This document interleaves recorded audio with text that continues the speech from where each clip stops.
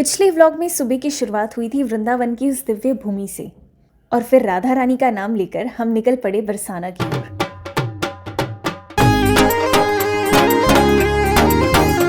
और श्री जी के चरणों में दंडवत करके हमने हमारी बरसाना की परिक्रमा की शुरुआत की थी। हमने दर्शन किए साखरी खोर के, जहां श्री कृष्ण की नटखट दान लीला आज भी महसूस होती है। फिर हम पहुंचे गहवर वन, जहां हर तरफ एक गहरी शांति, जैसे राधा कृष्ण का प्रेम आज भी वहां विराजमान हो। उसके बाद मान मंदिर, जहां राधा रानी का मान और श्री कृष्ण का उन्हें मनाना प्रेम की सबसे सुंदर लीला बन जाता है। और फिर मोर कुटी, जहां श्री कृष्ण ने मोर बनकर नृत्य किया, सिर्फ राधा रानी को मनाने के लिए। हर कदम पर, हर स्थान पर बस एक ही नाम था, राधे राधे। और आज हम उसी प्रेम के अंतिम मंजिल पर बढ़ रहे हैं। आज हम जा रहे हैं अपनी श्री प्यारी सुकुमारी श्रीमती राधा रानी के दर्शन करने श्री जी मंदिर। और उसके बाद हम चलेंगे पीली पोखर की ओर, जहाँ की एक बहुत ही सुंदर और भावपूर्ण लीला है। तो बने रहिए इस भक्ति और प्रेम से भरे सफर में हमारे साथ।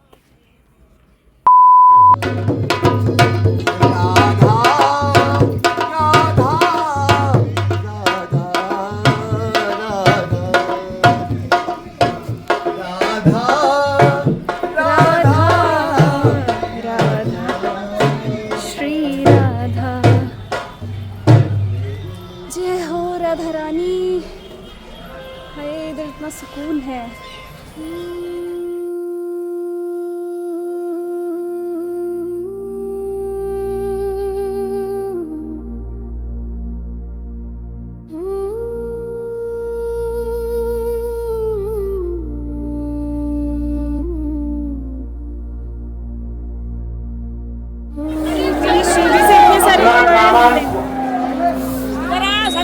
बहुत सारे लोगों को बहुत ज़्यादा एक्साइटमेंट थी कि हम श्री महल कब जाएंगे श्री जी से मिलने के लिए। लेकिन क्या आप सब जानते हैं कि श्रीमती राधा रानी कौन है और वह किसका अवतार है?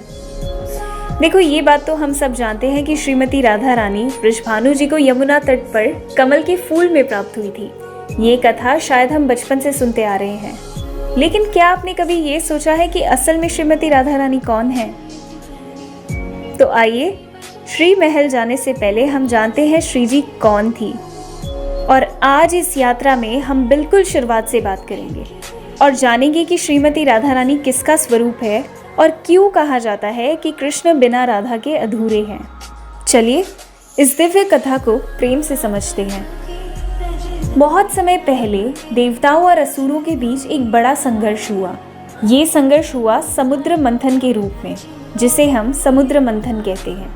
देव और असुर दोनों ने मिलकर महासागर को मंथन किया ताकि अमृत प्राप्त हो सके। समुद्र मंथन से बहुत सारी दिव्य वस्तुएं उत्पन्न हुई, जैसे सुरभि गाय, लक्ष्मी माता, भगवान शिव की गंगा, कमल का फूल और सबसे महत्वपूर्ण अमृत। लेकिन जैसे ही अमृत निकला, असुर उसे छीनने के लिए आगे बढ़े। तब भगवान विष्णु ने सोचा, अगर अमृत असुरों के हाथ लग गया तो ये सृष्टि के लिए विनाशकारी होगा। तब उन्होंने मोहिनी रूप धारण किया, एक अत्यंत सुंदर दिव्य महिला का रूप। मोहिनी का रूप इतना आकर्षक और मोहक था कि असुर भी मंत्रमुग्ध हो गए। इस रूप से भगवान ने अमृत को केवल देवताओं में बांटने का उपाय किया। असुरों को मोहिनी की सुंदरता इतनी भा गई कि उन्होंने अमृत पाने के प्रयास में अपना ध्यान खो दिया और देवताओं को अमृत प्राप्त करने का अवसर मिल गया। लेकिन ये लीला यही समाप्त नहीं हुई। कहा जाता है कि मोहिनी रूप इतना दिव्य और आकर्षक था कि केवल असुर ही नहीं, देवता भी उस सौंदर्य से विचलित हो उठे।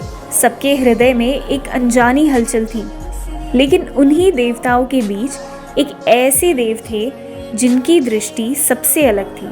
जहाँ अन्य देव मोहिनी के सौंदर्य में मोहित हो रहे थे, वहीं सूर्य देव ने उसी रूप में एक पुत्री का भाव देखा। उनकी दृष्टि में न आकर्षण था, न वासना, बल्कि वात्सल्य था, अपनापन था। ये देखकर स्वयं भगवान विष्णु चकित हो गए। उन्होंने सूर्यदेव से कहा, तुम ही ऐसे हो जिसने मेरे इस रूप में भी पवित्रता और पुत्री का भाव देखा। मैं तुमसे प्रसन्न हूँ। मैं वचन देता हूँ एक दिन मैं तुम्हारे घर पुत्री रूप में अवतरित होऊंगा। 1000 वर्ष बीत गए। सूर्य देव ने उस वचन को हृदय में संजोकर तपस्या आरंभ की। युग बदल गए, काल आगे बढ़ता गया, लेकिन भगवान विष्णु अपनी लीला में इतने रम गए कि उन्हें ये स्मरण ही न रहा कि कोई उनकी प्रतीक्षा कर रहा है। उधर पृथ्वी लोक में एक और कथा आकार ले रही थी। यशोदा माता, जिन्होंने अपने पूर्व जन्म में कठोर तप किया था, उनकी केवल एक ही इच्छा थी, हे प्रभु, मुझे ऐसा सौभाग्य दीजिए कि मैं आपको अपनी गोद में झुला सकूं। भगवान विष्णु उनकी भक्ति और त्याग में अत्यंत प्रसन्न हुए। उन्होंने यशोदा को भी वचन दिया, मैं स्वयं तुम्हारे घर बालक रूप में आऊँगा। और फिर जब समय पूर्ण हुआ, भगवान ने अपनी दोनों प्रतिज्ञाओं को एक ही लीला में साधा।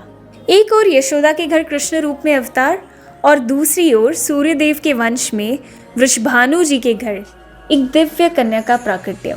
कहा जाता है कृष्ण भगवान है, लेकिन उनकी पूर्णता राधा से है। और राधा का प्राकट्य केवल एक जन्म नहीं, बल्कि एक वचन की पूर्ति थी।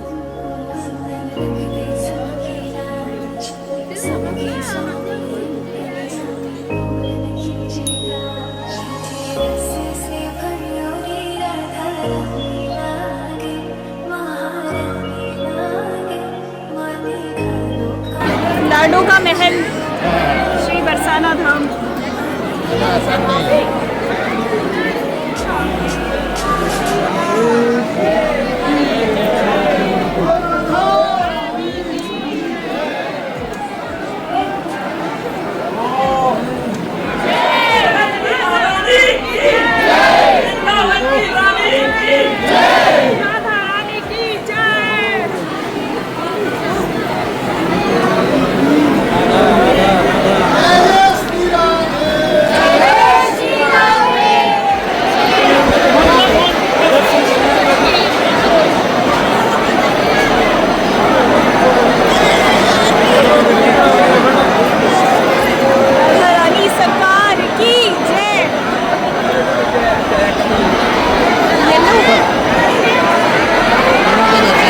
ठाकुर जी ने आप सभी वीडियो देखने वालों के साथ भी लीला कर दी। पहली बार जब मैं रिकॉर्ड कर रही थी, बार बार वीडियो धुंधली हो रही थी। जैसो लागे ठाकुर जी कहते हो, अरे ठहरो, थोड़ी प्रतीक्षा कर लो, हमारी श्री जी के दर्शन ऐसे ही नहीं मिलते।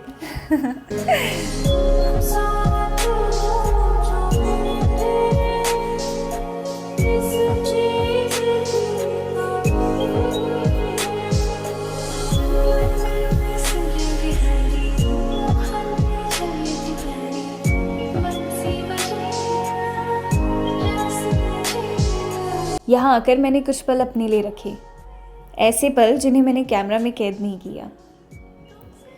मैं बस बैठी थी उस भूमि को छूते हुए, और सच कहूँ एक अलग ही शांति महसूस हो रही थी। जब भी मैं यहाँ से दूर होती हूँ तो बार बार वह दृश्य याद आता है, और सच में यहाँ ऐसी फीलिंग आती है जैसे राधा रानी आपको अपने पास बिठा लेती हो, जैसे एक माँ आपको अपने पास समेट ले।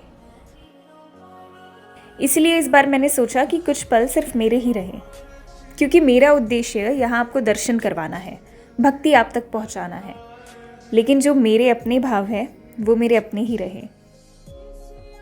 कितना सुंदर है श्री जी का बरसाना महल, मन नहीं करता कि यहाँ से उठ के जाओ। पिछली बार मेरी दीदी मेरे साथ थी तो उसने मेरे रिएक्शंस रिकॉर्ड किए थे, लेकिन इस बार मैं अकेली थी और मैंने सोचा कि इस बार बस महसूस करूँ बिना कैमरे के।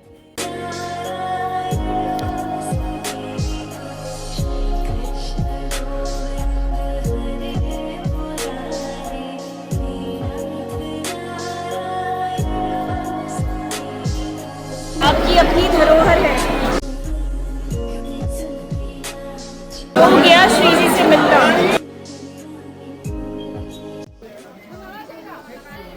हम आए थे पहाड़ी वाले रास्ते से, क्योंकि हमने परिक्रमा की थी। अब जाते हुए हम सीढ़ी से जा रहे हैं, और जैसी सीढ़ी से नीचे उतरेंगे हम दंडवत करेंगे और हमारी परिक्रमा यहीं खत्म हो जाएगी। राधे राधे राधे राधे, अभी चढ़ना पड़ेगा। और यही हमने हमारी परिक्रमा कर दी। जय हो, खत्म। चलो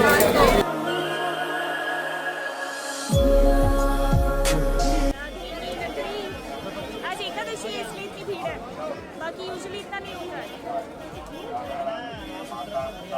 होता ही है। अब हम जा रहे हैं पीली पोखर। पीली पोखर का बहुत ही सुंदर प्रसंग है, मैं आपको प्रसंग सुनाती हूँ। तो अब हम पहुंच चुके हैं पीली पोखर, जिसे प्रिया कुंड के नाम से भी जाना जाता है। और इस जगह की लीला बहुत ही अद्भुत और भाव से भरी हुई है। तो एक बार श्रीमती राधा रानी को श्री कृष्ण अपने घर ले जाते हैं। वहाँ जब यशोदा मैया राधा रानी को देखती है तो वो उन्हें देखकर बहुत ही ज़्यादा प्रसन्न हो जाती है। वो बार बार पूछती है, कौन की है लाली, कहाँ रहती है? और उनके मन में इतना स्नेह आ जाता है कि वो सोच लेती है, मैं तो इसी को अपने कन्हैया की बहू बनाऊंगी।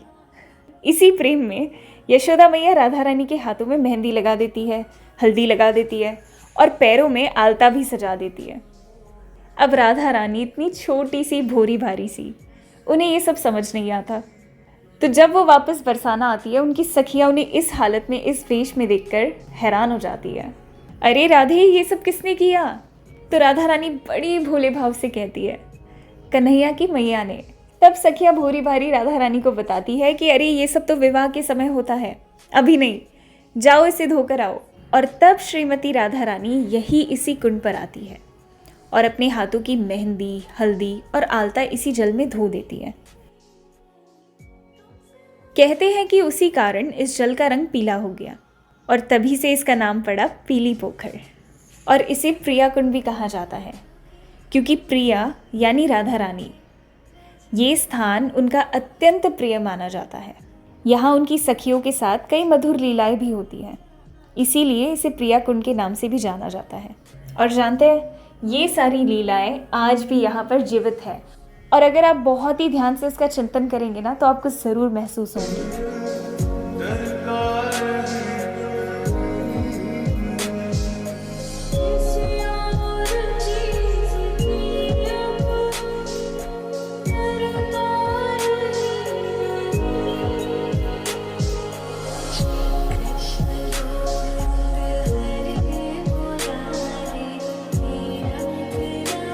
पैरेट बैठा है कहीं, तो दिखाई नहीं दे रहा है।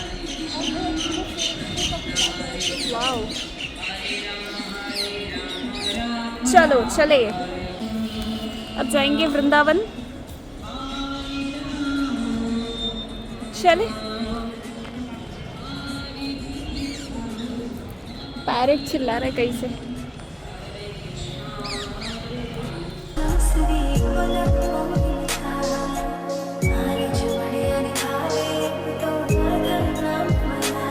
हम आ गए हैं इस्कॉन गौशाला में। अब यहाँ पे एकादशी है आज, तो अच्छा प्रसादम होगा, तो थोड़ा कुछ पा लेते हैं। सुबह से कुछ नहीं पाया। वैसे तो एक ही टाइम पाते हैं वृंदावन आके, बट कभी कभी चल जाता है।